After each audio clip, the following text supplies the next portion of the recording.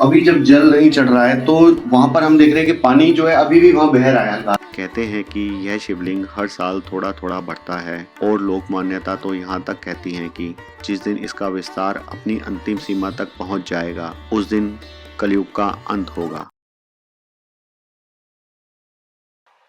अभी हम लोग यहाँ पर जो है ना, जो खजुराहो का जो परिसर है, basically western group of temple का, इसमें टोटल 5 मंदिर है और 5 में से हम लोग जो है लगभग 3 मंदिर जो है वो घूम चुके हैं, 2 मंदिर और बाकी हैं। तो अभी चलते हैं, अब 4th नंबर और 5th नंबर को देखते हैं और फिर उसके बाद निकलेंगे आगे की डेस्टिनेशन के लिए। तो चलते हैं जी। तो अभी जैसे कि हम लोगों ने यहाँ पर 3 मंदिरों के दर्शन कर लिए थे, ठीक है।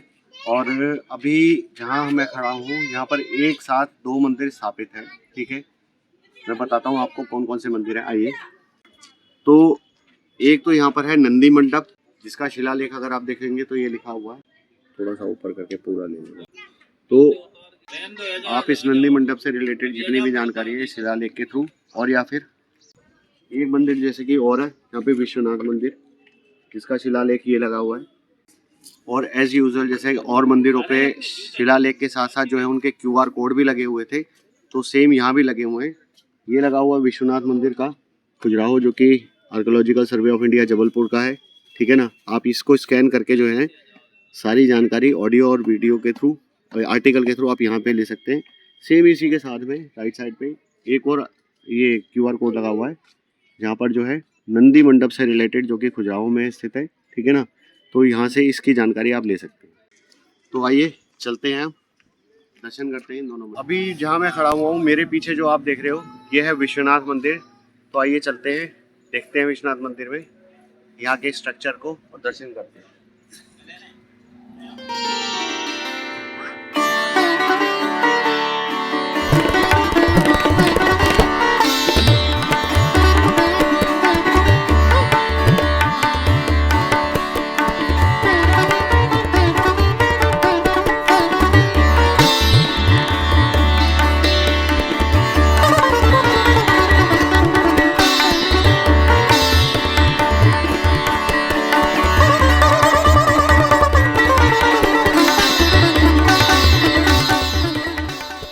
विश्वनाथ मंदिर की दीवारों पर उकेरी गई इन खूबसूरत नक्काशियों को देखते हुए और समझते हुए अब समय आ गया था उस स्थान पर पहुंचने का जिसे किसी भी शिव मंदिर का सबसे पवित्र हिस्सा माना जाता है, गर्भगृह।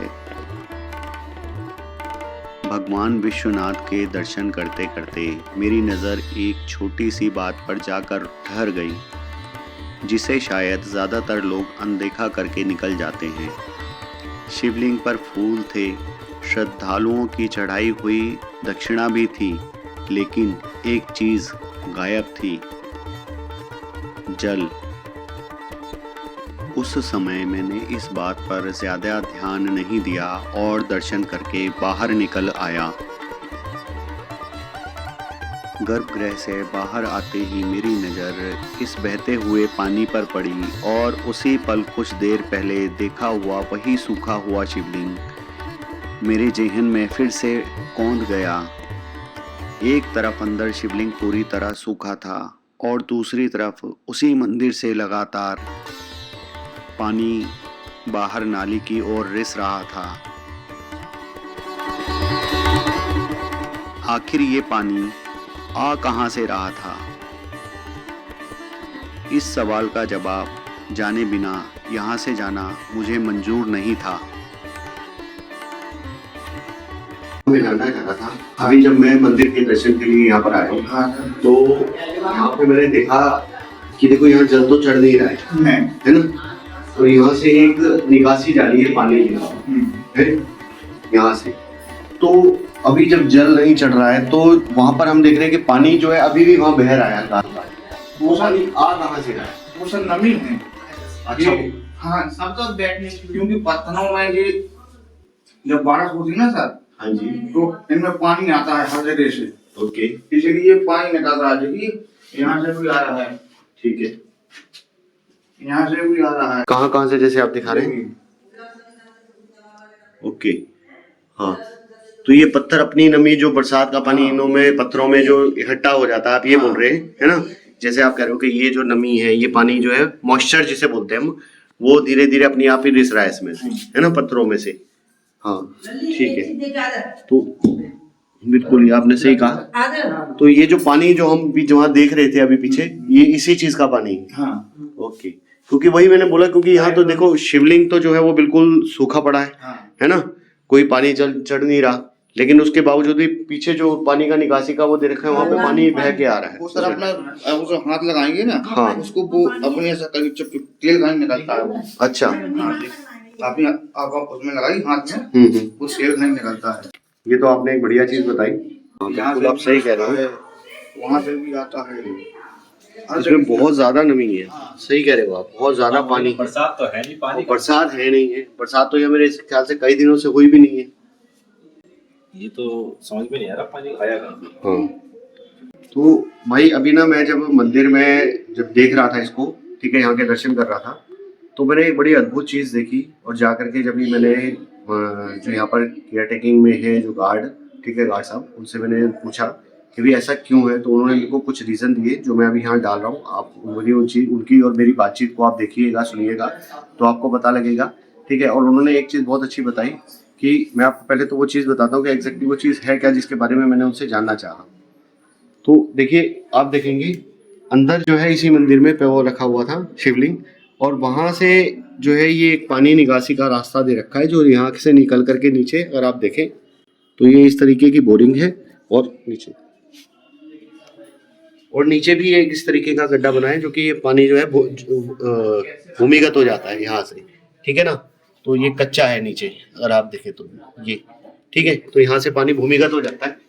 लेकिन इसमें एक चीज जो सबसे अद्भुत लगी वो ये थी कि अंदर जो है शिवलिंग पे कोई जल नहीं चढ़ाया जा रहा है, ठीक है, लेकिन उसके बावजूद भी जो मैंने अभी आपको दिखाया कि जो पानी निकासी का जो रास्ता है, ठीक है, जब शिवलिंग पे जल चढ़ा करता होगा तब की मैं बता रहा हूँ, तो पानी यहाँ से बह करके नीचे जाता होगा, जो कि भूमिगत हो जाता होगा। लेकिन आप देखेंगे, अगर अभी भी अगर आप देख पाए ठीक से, अगर आप अभी भी ठीक से देख पाए तो ये देखिए पानी आपको यहाँ से आता हुआ दिख रहा है। तेज बहाव नहीं है, बहुत जैसे पानी रह जाता है ना बरसात के बाद, उस तरीके का पानी आ रहा है। और ये पानी कहाँ से आ रहा है एग्जैक्टली उनको भी नहीं पता, ठीक है। और जब उनसे मैंने पूछा तो उन्होंने बताया कि ये जो पानी है ना, इसमें कुछ हल्का से जैसे एक पेस्ट होता है ना चिपकने जैसा, कुछ वैसा इसमें आपको फील होगा, ऑयल हल्का सा कुछ, ठीक है। और दूसरी चीज़, और इस पत्थर में ही ना कहीं से मॉइस्चर है। अब ये तो एग्जैक्टली इसमें थोड़ा सा जो भी अगर कहीं कुछ आर्टिकल होगा तो उससे जान करके ही पता चलेगा, वो मैं ऐड कर दूंगा इसमें, ठीक है। बट ये एक बहुत यूनिक चीज़ दिखी कि पत्थर में जो पानी जिस भी तरीके से था मॉइस्चर, वो खुद वहां से छूट रहा है। और ये बहुत अद्भुत चीज है। इससे एक चीज निकल लगती है कि भाई इसकी लाइफ, शायद इसकी जो लाइफ है, शायद इन आर्किटेक्चर की यूनिक साइंस रहा होगा, ठीक है ना। उस जमाने में सोचिए, ठीक है, कि कितनी बारीकी से इन सब चीजों को ध्यान दिया गया होगा और इन सब चीजों पे काम करके तब इस स्ट्रक्चर को बनाया जाता होगा। बहुत ही अद्भुत चीज़ है, ठीक है। आज के ज़माने में तो ये चीज़ पॉसिबल होना, चलो एक बात समझ में आता है, लेकिन उस समय पे ये चीज़ होना बहुत अद्भुत चीज़ है। आइए समझते हैं इसके पीछे के वैज्ञानिक कारण को। लेकिन इस वैज्ञानिक प्रक्रिया को समझने से पहले एक बात जानना ज़रूरी है। खजुराहो के अधिकांश मंदिरों का निर्माण बलुआ पत्थर से किया गया है, और यही बलुआ पत्थर इस पूरे रहस्य को समझने का सबसे महत्वपूर्ण कड़ी है। बाहर से ये बलुआ पत्थर पूरी तरह ठोस दिखाई देते हैं, लेकिन इसके भीतर सूक्ष्म छिद्रों का एक विशाल संसार छिपा होता है। समय के साथ वर्षा और वातावरण की नमी इन सूक्ष्म छिद्रों के भीतर धीरे धीरे प्रवेश कर सकती है। बाहर से यह पत्थर सूखा दिखाई दे सकता है, लेकिन भीतर कुछ नमी लंबे समय तक बनी रह सकती है। तापमान और मौसम में बदलाव के साथ यह नमी धीरे धीरे पत्थर के भीतर आगे बढ़ सकती है। संभव है कि विश्वनाथ मंदिर की इस प्राचीन निकासी प्रणाली में बहकर आता यह पानी पत्थरों के भीतर होने वाली प्राकृतिक प्रक्रिया का परिणाम हो। तो अभी आपने देखा जैसे कि हमने विष्णु मंदिर के दर्शन किए और विष्णु मंदिर के दर्शन करने के बाद उसके बिल्कुल जस्ट अपोजिट साइड पे ही ये नंदी मंडप बना हुआ है, ठीक है। तो आइए चलते हैं। यहाँ विराजमान यह विशाल नंदी भगवान शिव के वाहन होने के साथ साथ उनके परम भक्त भी माने जाते हैं।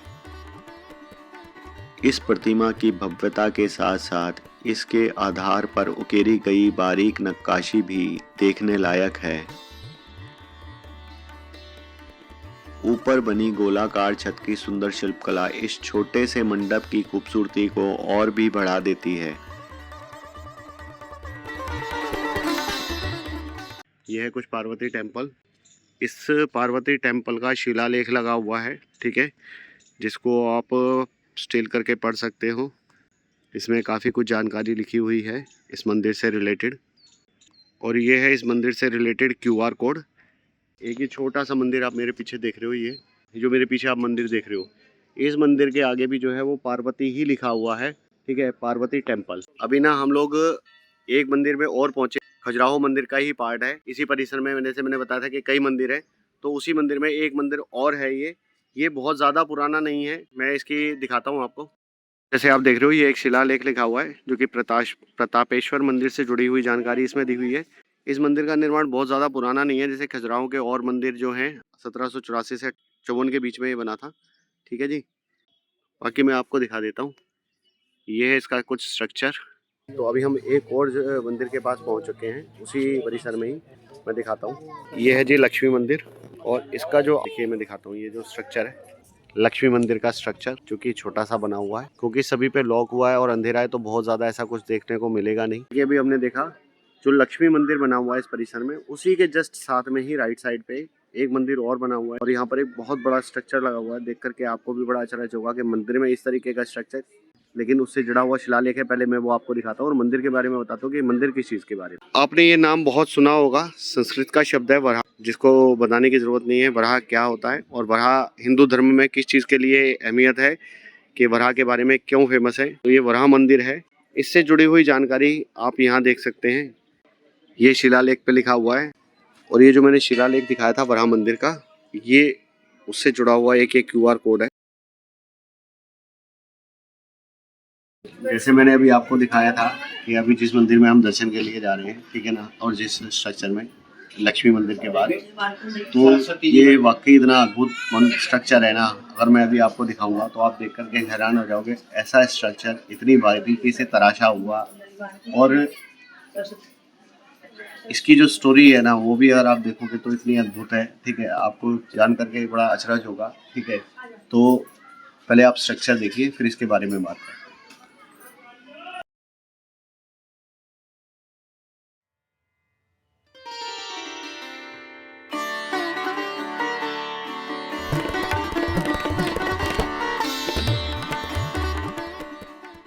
खजुराहों के इस मंदिर में आते ही सबसे पहले नज़र पड़ती है भगवान के चरणों और उनके पास पड़े शेषनाग पर। इतिहास और मान्यताओं के अनुसार शेषनाग यहाँ इस पूरी दुनिया और अनंत समय के आधार का प्रतीक हैं।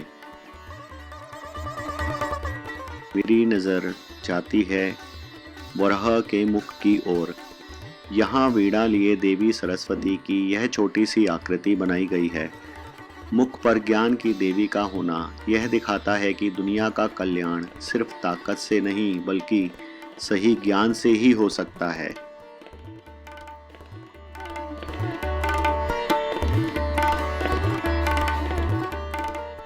वराह के बाएं गाल पर उकेरी गई ये आकृतियां सीधे भगवान के मुख से वेद ज्ञान सुन रहे ऋषियों को दर्शाती हैं।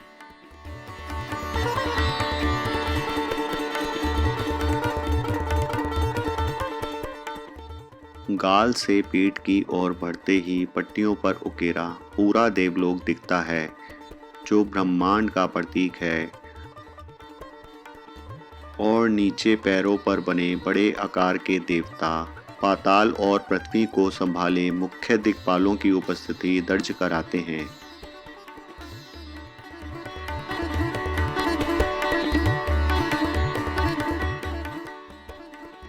जैसे ही मेरा ध्यान पिछले पैर की ओर जाता है वराह के, तो यहाँ पाताल और जल लोक की आकृतियाँ दिखती हैं।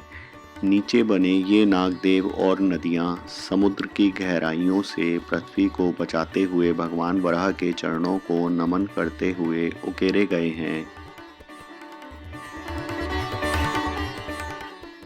प्रतिमा के दूसरे हिस्से आते ही इसके पिछले हिस्से और पैर पर दिशाओं के रक्षक दिक्पाल और रुद्रगण दिखाई देते हैं। ESI के अनुसार पीठ के पिछले धड़ से लेकर पैरों तक बने ये रक्षक देव भगवान वराह के इस विशाल स्वरूप में पूरी तरह सृष्टि और आठों दिशाओं के संतुलन को दर्शाते हैं। अब मेरी निगाह वराह के दाहिने ओर के आगे वाले पैर पर आकर रुक जाती है, तो यहाँ नवग्रहों और मुख्य देवताओं की सुंदर आकृतियाँ दिखती हैं।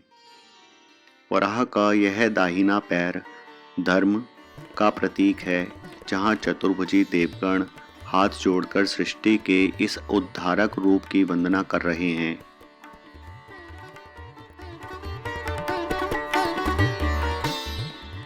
चंदेल कालीन कलाकारों ने पत्थर पर पंखुड़ियों को इतनी बारीकी से उकेरा है कि सदियों बाद भी यह छत एक भव्य ब्रह्मांडीय छत्र की तरह प्रतीत होती है। हमने वराह मंदिर के दर्शन किए। वराह मंदिर के दर्शन के बाद अब दोबारा से हम लोग फिर इसी परिसर में एक और मंदिर है वहाँ पर आ गए। तो ये जो है लक्ष्मण मंदिर है, ठीक है। तो आइए चलते हैं, पहले तो इसके बारे में जानते हैं जो शिलालेख पे लिखा हुआ है, ठीक है, फिर उसके बाद दर्शन के लिए चलते हैं।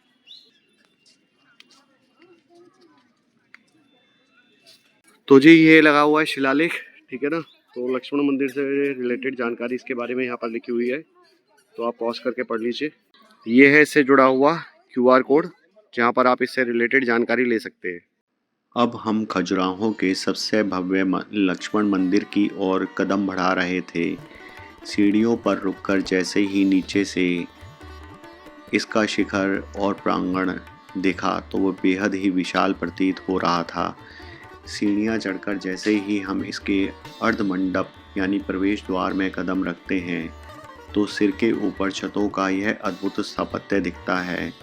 पत्थर को दो अलग ज्यामितीय डिज़ाइनों, एक गोलाकार चक्र और दूसरे बारीक नक्काशीदार वर्गाकार पैटर्न में तराशा गया है, जो चंदेल कालीन शिल्प कला का बेजोड़ नमूना है। जैसे ही हम मंदिर के मुख्य मंडप के अंदर कदम रखते हैं, सबसे पहले निगाह छत के इस नक्काशीदार वितान पर जाती है। पर असली चमत्कार यहाँ के स्तंभों पर दिखता है, जहाँ छत का भार उठाए बलशाली कीचक और उड़ते हुए शार्दुल उकेरे गए हैं। इतनी बारीक नक्काशी और हजारों साल बाद भी इतनी सुरक्षित स्थिति देखकर कोई भी स्तब्ध रह जाए, यह चंदेल स्थापत्य की पराकाष्ठा है। मंदिर का गर्भगृह बाहरी द्वार पर उकेरी गई देवी देवताओं की कलाकृतियों के पार अंदर स्थापित है। भगवान विष्णु के वैकुंठ रूप की यह दुर्लभ और अति दिव्य प्रतिमा है। खजुराहो की सबसे बड़ी खूबसूरती सिर्फ इसके ऊंचे ऊंचे मंदिर नहीं, बल्कि उन मंदिरों की दीवारों पर उकेरी गई वो अनगिनत कहानियां हैं, जो 1000 साल बाद भी उतनी ही जीवंत दिखाई देती हैं। यहाँ हर पत्थर बोलता है, हर आकृति किसी न किसी कथा को अपने भीतर समेटे हुए है, और शायद यही वजह है कि खजुराहो दुनिया की महानतम शिल्प कलाओं में गिना जाता है। लेकिन हमारी यह यात्रा अभी पूरी नहीं हुई है, क्योंकि खजुराहो की इसी पवित्र भूमि पर एक ऐसा मंदिर भी है जहां सदियों से पूजा बिना रुके आज भी जारी है। आइए अब चलते हैं मतंगेश्वर महादेव मंदिर की ओर।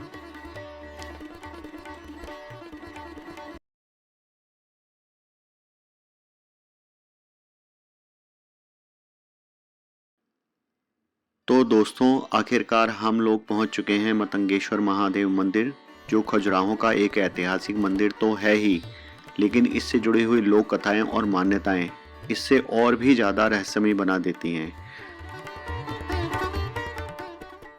तो आइए चलते हैं बाबा के दर्शन करने।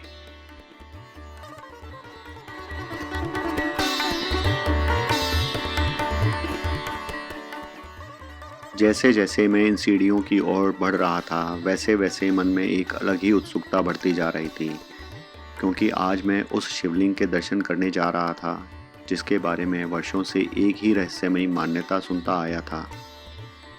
कहते हैं कि यह शिवलिंग हर साल थोड़ा थोड़ा बढ़ता है और लोक मान्यता तो यहाँ तक कहती हैं कि जिस दिन इसका विस्तार अपनी अंतिम सीमा तक पहुँच जाएगा, उस दिन कलयुग का अंत होगा। मुख्य सीढ़ी तक पहुँचते ही अनायास ही मेरे हाथ उस अंतिम सीढ़ी को प्रणाम करने के लिए झुक गए, क्योंकि किसी भी मंदिर में प्रवेश करने से पहले श्रद्धा का झुकना सबसे पहला दर्शन होता है। अब मैं प्रवेश कर रहा था उस गर्भगृह में जहाँ सदियों से आस्था का केंद्र बना हुआ है यह विशाल शिवलिंग।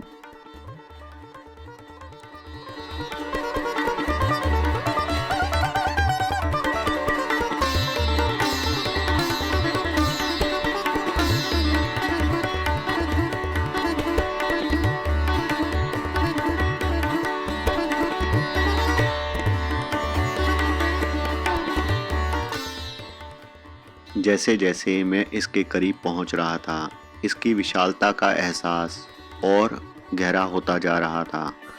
सच कहूँ, इतना विशाल प्राचीन शिवलिंग मैंने अपनी ज़िंदगी में पहली बार देखा था। उस क्षण मन में सिर्फ एक ही भावना थी, कृतज्ञता।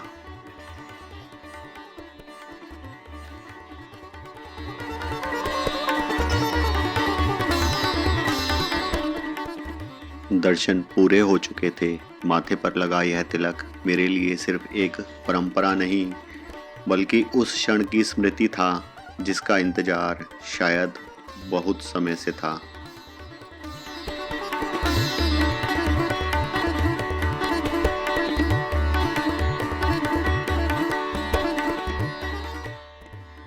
तो दोस्तों, आज अपना एक और सपना पूरा हो गया।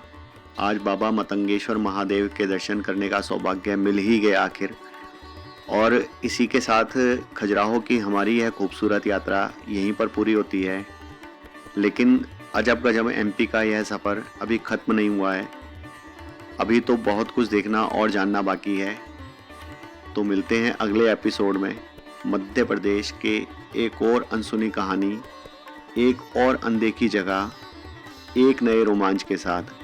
तब तक के लिए हर हर महादेव। बने रहिए आप हमारे साथ। और हाँ, अगर आपको यह वीडियो पसंद आया हो तो इसे लाइक, शेयर और चैनल को सब्सक्राइब करना मत भूलिएगा। धन्यवाद।